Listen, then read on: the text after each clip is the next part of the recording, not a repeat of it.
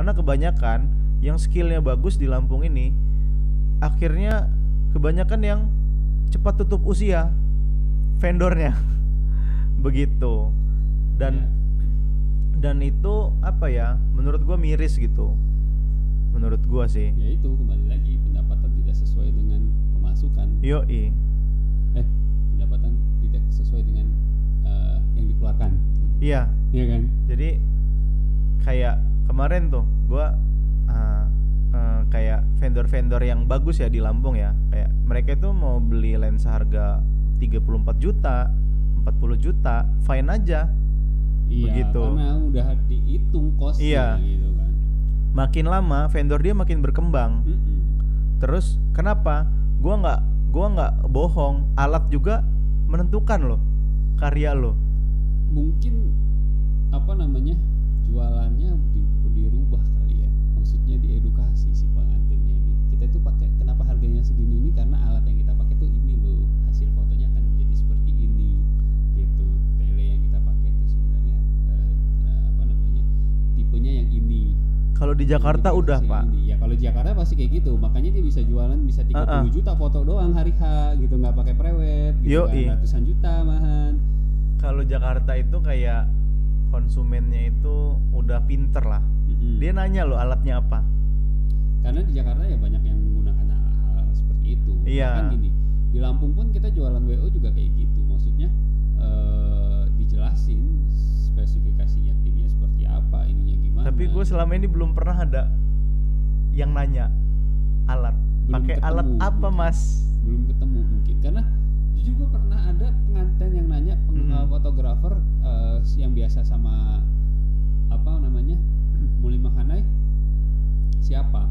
Jadi kita sebutin A, B, C. Mereka alatnya apa aja? Wah, kalau alatnya apa aja nggak ngerti. Coba tanya aja langsung.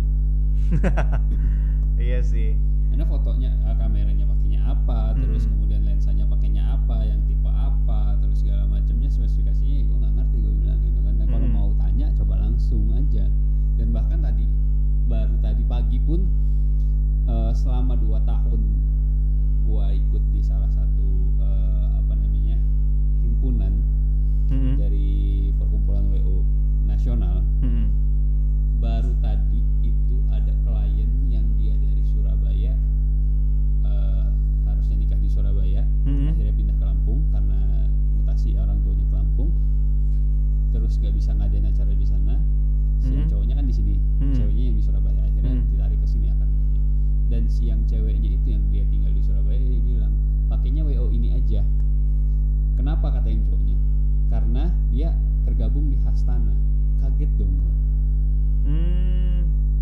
Iya sih. Terus karena dia tergabung di Hastana, dan kalau kalau WO yang ada di Hastana ini sudah terstandar. Lebih ya ilmunya. Ya. Dan sebenarnya Hastana ini juga jadi senjata jualan juga sih selama ini buat gua, dan itu alhamdulillah memudahkan untuk klien jadi lebih paham, jadi lebih percaya gitu loh. Kenapa fotografi ada nggak sih sebenarnya di Lampung ini himpunannya atau perkumpulannya? Setahu gue ada, cuman masalahnya kalau fotografi itu kebanyakan nggak akur. Karena nggak akur itu karena ya itu ada yang karena ego, bagus-bagusan karya selek. Jadi dulu zaman gue itu ada yang kayak begitu. Dan mereka ya berteman aja biasa, nggak ada ada yang ikut himpunan cuman nggak rame gitu. Sebenarnya pasti ada, cuman kayak gitu sih. Gua pernah ikut kumpul beberapa kali, tapi kayaknya gua nggak, kurang style aja. Kurang stylenya dalam arti kalau misalkan mengedukasi, terus ada info baru, terus kayak misalkan kita jadi kekeluargaannya itu enak, itu gue sih mau kumpul. Nah itu harusnya seperti itu. Nah tapi kalau misalkan mengomentari orang yang bukan wilayah kita, gue nggak mau. Ngapain gitu, gue ngabisin waktu ngomongin orang, ya mendingan gue seriusin vendor gue sendiri gitu. Betul. Ya, Kayak begitu. Beratnya kayak gitu sih sebenarnya ngebangun sesuatu di Lampung.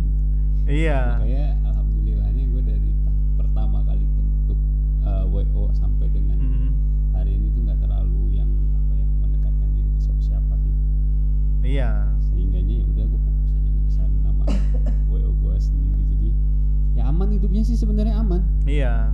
Pada akhirnya ya secara otomatis terbentuk sebuah circle yang tanpa sengaja terbentuk lah ibaratnya. Kayak misalkan orang mungkin melihatnya Muli Mahana ini ketemunya dekornya ini terus, fotonya ini terus gitu, musiknya ini aja, MC-nya si dia aja gitu ya. Cuman masalahnya kembali lagi nyaman. Iya. Ya kan? Kerja aman ya. Aman dan nyaman. Betul. Gitu. Jadi gimana caranya kita mensukseskan acara orang yang sekali seumur hidup dan itu terkenang gitu. Betul. Kalau misalkan kita nggak nyaman dan kita merasa nggak aman, kalau udah apa-apa yang dikorbankan kan klien. Nah, gitu. Ya emang harus begitu gitu. Kita harus ada di circle orang-orang yang aman dan nyaman. Ya pada akhirnya kan terbentuk secara otomatis hal seperti itu gitu. Benar. Kan kita bisa nilai. Dalam sejauh ini sih circle yang terbentuk ini tidak pernah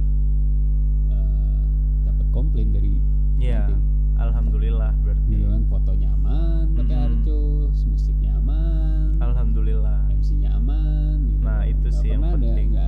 Nggak ada protes gitu loh. Iya. Ya udah gitu kan.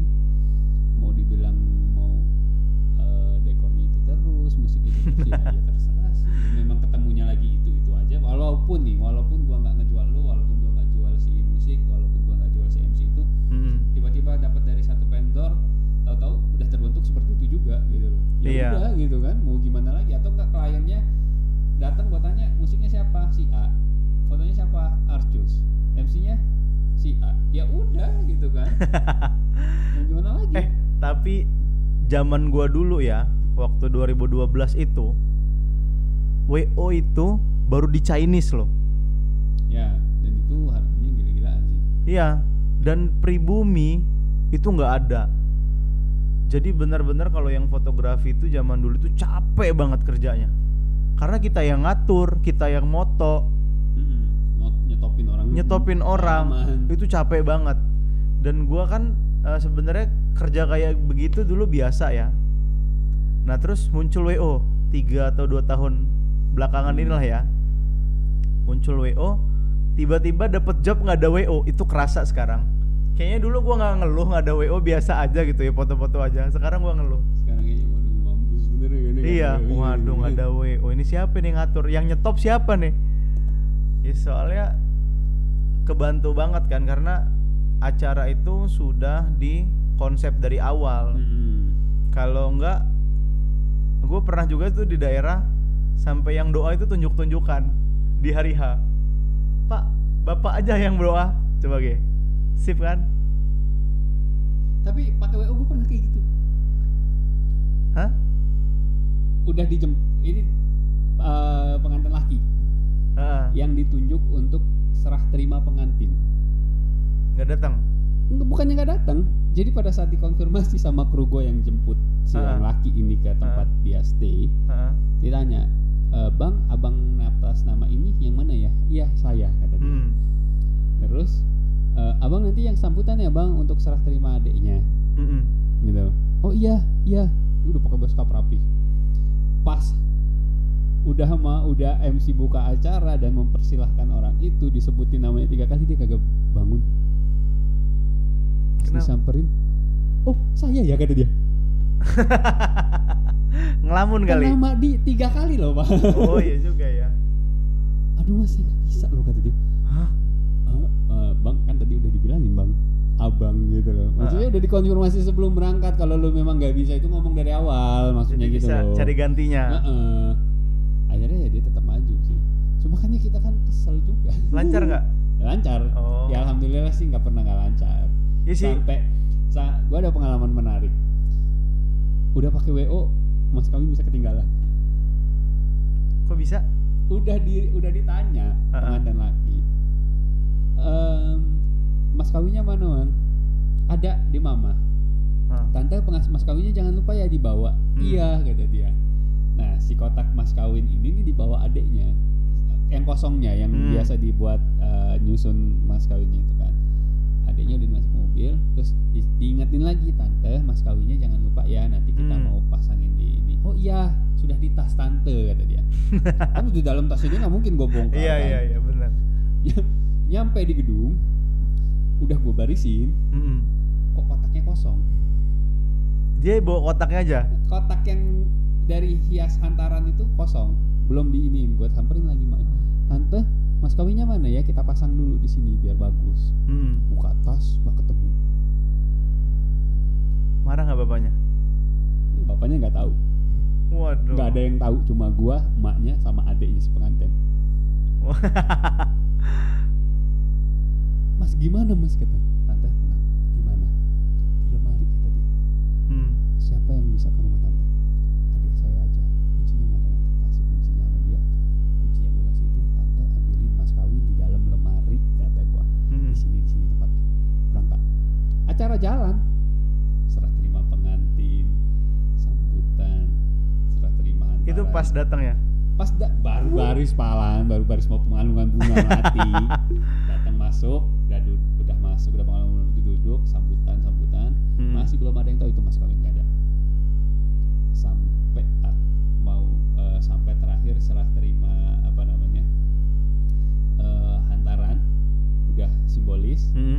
Pengantin perempuan gue keluarin, dia izin nikah dulu, sampai dia izin nikah selesai, baru itu mas datang. Gak ada yang tahu itu mas baru datang. Buset, gila. Parah sih itu. Tapi jalan acaranya. Acaranya jalan dan gak ada yang tahu kalau ada kejadian itu. Buset. Ibunya pasti deg-degan. Gue bilang gitu, tante santai aja, gak usah masang muka panik. Datang kok itu datang. Pas waktunya. Dan itu pas datang. Maksud gue, ketika hal-hal yang kayak gitu tuh sering pasti kejadian sama walaupun sudah sedetail apa aja. Jujur gue ngerasa gue adalah orang paling detail untuk pembatasan segala macam. Itu udah detail banget, sampai kru itu gue udah tanya berkali-kali itu udah diingetin atau belum. Udah ya pasti ada selip kayak gitu, 2 kali lo pernah kayak gitu, tapi acara jalan tanpa ada yang tahu kalau itu tertinggal. Nah itu pengalaman yang sangat berharga ya. Pas jadi sampai, udah mulai aja. Lo bakal lebih ini lagi ya.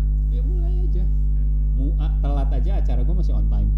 Besok lo tanya kliennya, coba mana tante mas kawinnya, beneran ada nggak? Gitu.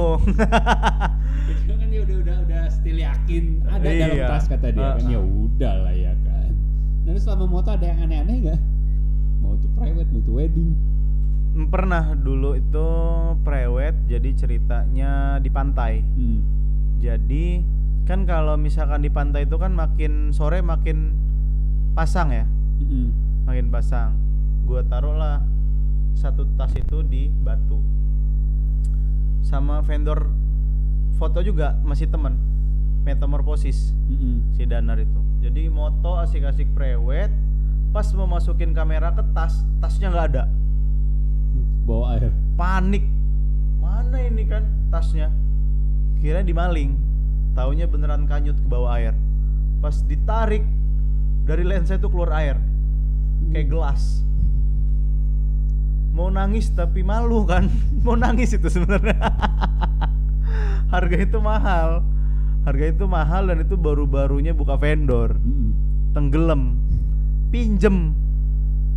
Gue harus ganti dong. Untungnya bukan tanggung jawab gue doang, sama si Danar berdua. Akhirnya ya sudah, patungan. Nah itu sih yang lucu. Terus yang kedua, gue pernah hilang kamera di maling orang 2018. Jadi gue selesai foto prewed, sorenya gue lamaran. Anaknya Tante Ima, MC. Selesai dari situ, besoknya mau prewed lagi. Gue pulang malam tuh capek banget. Kata gue, oh iya besok kan mau ini. Udahlah gak usah taruh lemari. Biasanya gue susun di lemari supaya kamera itu gak jamuran. Tapi sehari aja gak bakal jamuran lah. Jadi gue taruh. Besok subuh, abis sholat subuh, pas azan subuh gue ngecas, kalian gue sholat subuh. Pas subuh gue ke atas, gak ada. Gue kira kayaknya gue lupa nih tempat naro. Gue emang pelupa pak orangnya. Gue telepon kru gue, Lik, kemarin kamera taruh mana ya? Di kamar lu lah, kata dia. Kan lu lihat. Gue lihat ya, gue bilang. Iya. Gue masih sarapan, gue masih mandi, pasti gue lupa lah, kata gue. Mau berangkat prewed, beneran nggak ada kameranya. Sisa baterai doang yang lu cas. Ya, sisa baterai aja yang gue cas. Dan akhirnya gue moto itu nggak ada kamera gue sendiri. Sewa. Gue pinjem dan sewa, lensanya sewa, kameranya pinjem, kayak begitu. Itu sih nggak lucu sih, sedih itu. Yang lucu yang pertama ya, Kanyut. Ya sedih juga tapi. Itu tapi kan salah lu sendiri. Iya, gue nggak tahu kalau misalkan secepat itu gitu pasangnya air laut tuh, begitu. Kalau weddingan yang lucu apa ya? Oh ya, gue pernah dapet klien jauh di kampung, jauh banget itu, perjalanan bisa 9 jam 10 jam. Bapaknya itu petani, ibunya itu apa? Gue nggak tahu. Gue kasih price list gue karena gue lagi capek, jadi gue nggak ngajak dia ketemuan. Gue kasih price listnya, dan dia milih price list paling mahal. Kata gue, ini serius tante? Iya, kata dia. Yang penting yang terbaik, katanya. Dan gue dikasih cash. Tante transfer aja, di kampung nggak ada ATM, kata dia, kayak gitu ceritanya. Dan dia nggak nawar. Sampai sana kita orang itu kayak apa ya? Kru-kru itu kayak Tamu, iya, kayak tamu dijamu banget. Dijamu, disiapin makanan, terus rokok itu dibeliin sebungkus-sebungkus. Terus pulangnya dibawain rantang. Nah, kadang gua gitu sih, kayak misalkan yang di luar daerah gitu, di kampung malah gitu. Lebih menghargain kita ya. Lebih menghargain, terus nggak nawar. Kan kalau di kota malah lucunya, gue pernah, berapa harga kalau wedding aja tante? 7 juta, tapi kalau sama prewed 9 juta gitu kan. Kita jualan jasa itu ketemu berbagai macam sifat orang pasti ya, karakternya macam-macam. Gue tuh pernah dapet yang karakter kayak gini, masa cuman foto-foto jepret-jepret gitu doang harganya segitu gitu. Ya lu balikin lagi lah. Ya udah tante, saya jepret-jepret, saya foto-foto, tante ngedit sendiri. Ya udah tante, saya foto tapi nggak pakai lensa. Mau gue gitu. Ya udah tante, paket 2 juta tapi nggak pakai lensa ya tante. Sama baterai. Kan jepret-jepret doang kan tadi. Nah kayak gitu. Orang Indonesia, nggak di Lampung aja, orang Indonesia itu kebanyakan ngeremehin pekerjaan seseorang. Ya, apalagi yang di bidang-bidang jasa seni. Nah, ini jasa seni loh. Iya. Padahal mereka nggak tahu untuk dapetin foto bagus itu, yang lu lihat bukan jepret-jepretnya aja. Ada waktu beberapa tahun yang gua pakai untuk mempelajari itu. Ada uang yang gua keluarkan untuk membeli alat agar hasilnya bagus, ya kan? Ada waktu yang kebuang, gua nggak bisa kumpul sama keluarga gua untuk gua belajar di tempat lain supaya hasil karya gua ini bagus. Jadi yang lu lihat harusnya bukan jepret-jepretnya doang gitu.